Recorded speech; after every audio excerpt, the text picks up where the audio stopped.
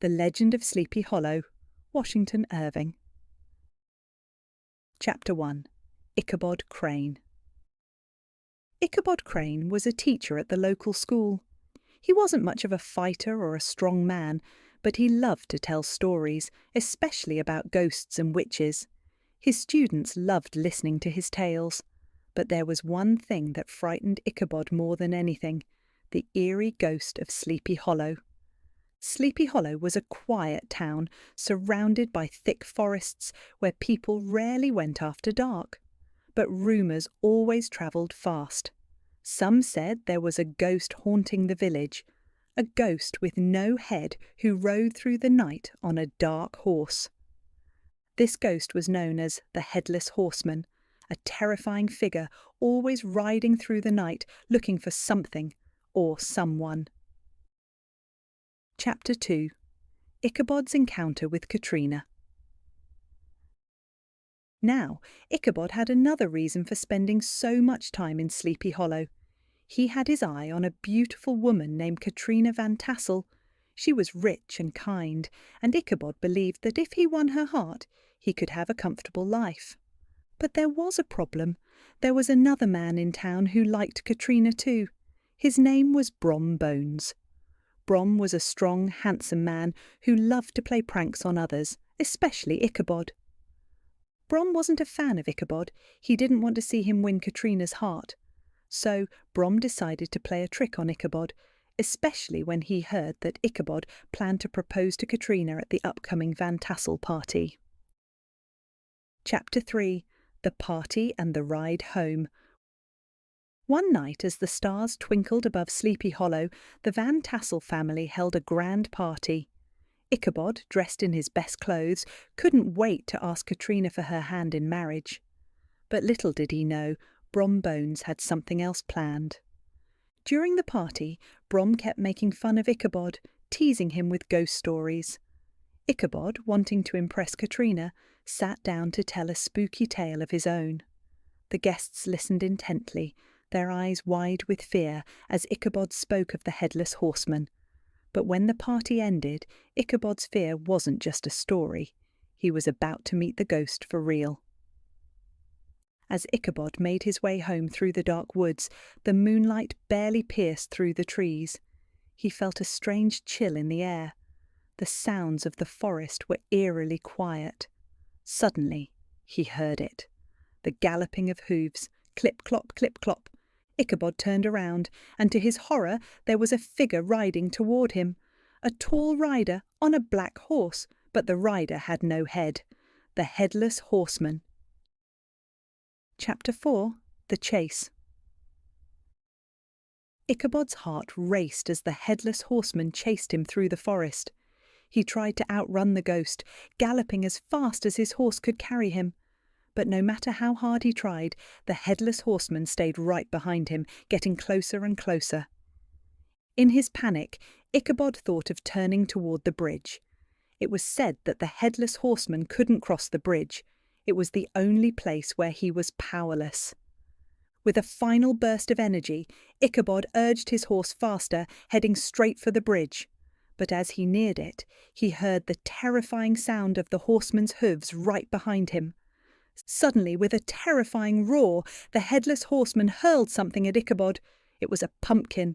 The heavy fruit hit Ichabod's head, and he fell from his horse, unconscious. Chapter 5. The Mystery. The next day, the villagers searched for Ichabod, but found no trace of him. His horse, gun, and hat were all left behind, but no sign of Ichabod. Some said the Headless Horseman had taken him away forever. Others believed he had run away, frightened by the ghost. To this day, no one knows what happened to Ichabod Crane. The only thing left of him were the rumours, stories of a school teacher who had dared to cross paths with the Headless Horseman.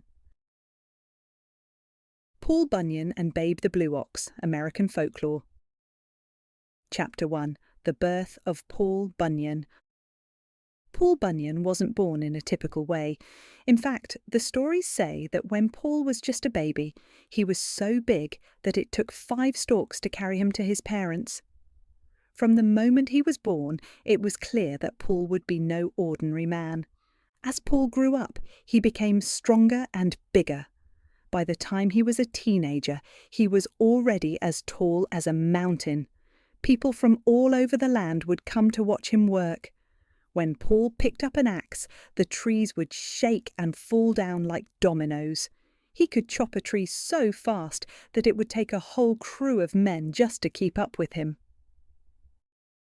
Chapter 2: The Creation of the Great Lakes.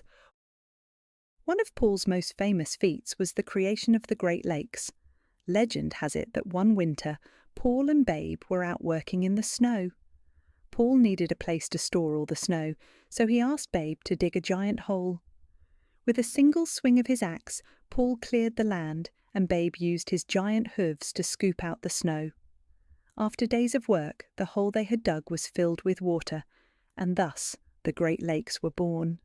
But it wasn't just the lakes that Paul and Babe created. Wherever they went, they shaped the land. The rivers, mountains, and forests all bore the marks of Paul's strength and Babe's help. Chapter 3: The Giant's Yawns in the Wind. As Paul and Babe travelled across the land, they would sometimes take a nap. But Paul's naps were no ordinary naps. Every time he yawned, a strong wind would blow across the entire forest. One day, Paul let out the biggest yawn he'd ever made, and the wind was so powerful that it blew down a forest of trees, creating the Mississippi River.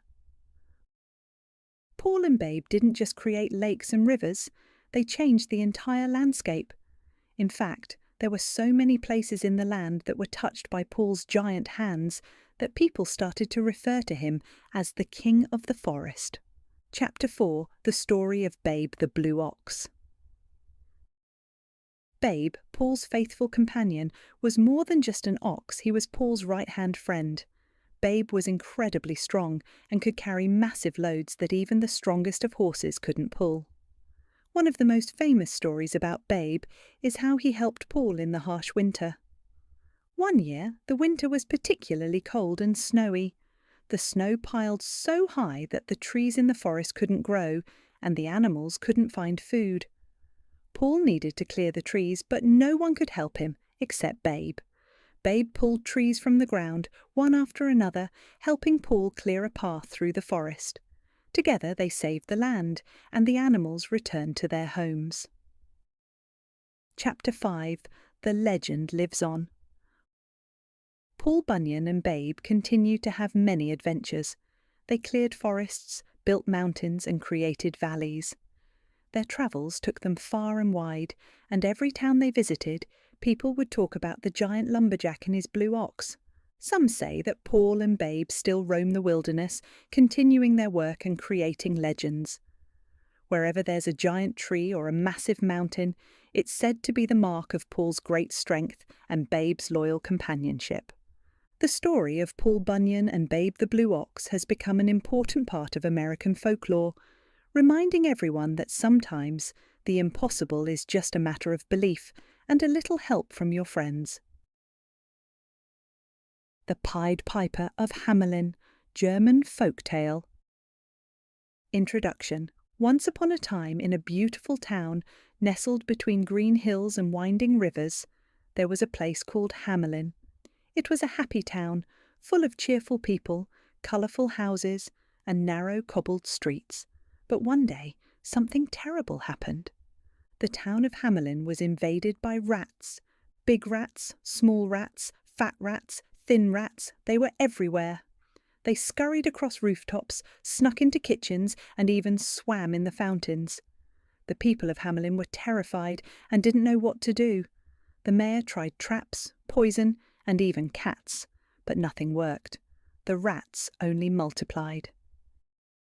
Chapter 1: The Arrival of the Stranger.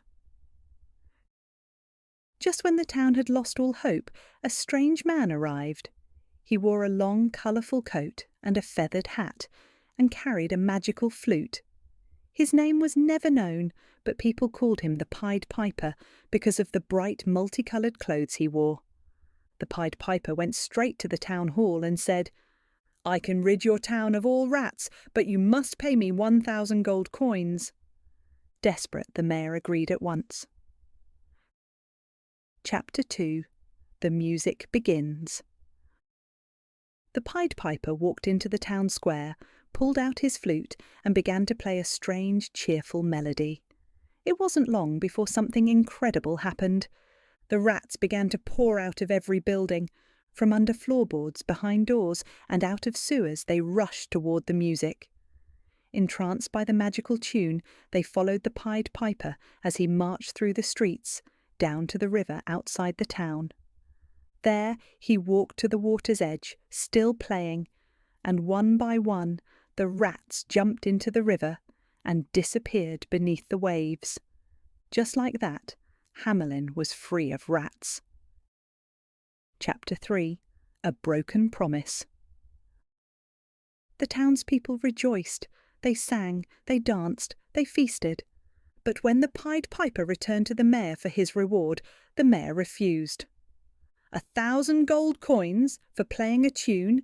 You'll take 20 and be thankful."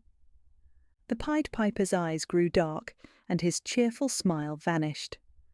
"You broke your promise," he said quietly. "I kept mine. Now I shall return." The townspeople laughed and called him foolish, but that night something strange happened again. Chapter 4. The Piper Returns. The next morning the Pied Piper came back. This time he wore a darker coat, and his melody was different, haunting and beautiful. He walked through the streets playing his flute, but instead of rats it was the children of Hamelin who came out of their homes, boys and girls laughing and dancing, following the piper just like the rats had done. The townspeople watched in shock as the children marched through the streets, out of the town gates and into the hills beyond. They called their names, they shouted and cried, but the children did not stop. The Pied Piper led them into a mountain, and with a flash of light and a rumble of thunder, the mountain closed behind them. Only one child remained behind, a little boy who had a limp and couldn't keep up. Through tears, he told the townspeople what had happened, but the rest of the children were never seen again. Chapter 5. The Lesson of Hamelin. The people of Hamelin were filled with sorrow. Their town was quiet again, but it would never be joyful. They had learned a hard lesson. A promise is a promise. If you break your word, you might lose more than you expected. To this day, people still speak of the Pied Piper. Some say he was a magician, others think he was just a man with a powerful gift. But all agree his music could lead anyone, anywhere. And if you ever hear a flute playing a strange melody, maybe, just maybe, it's the piper returning once again.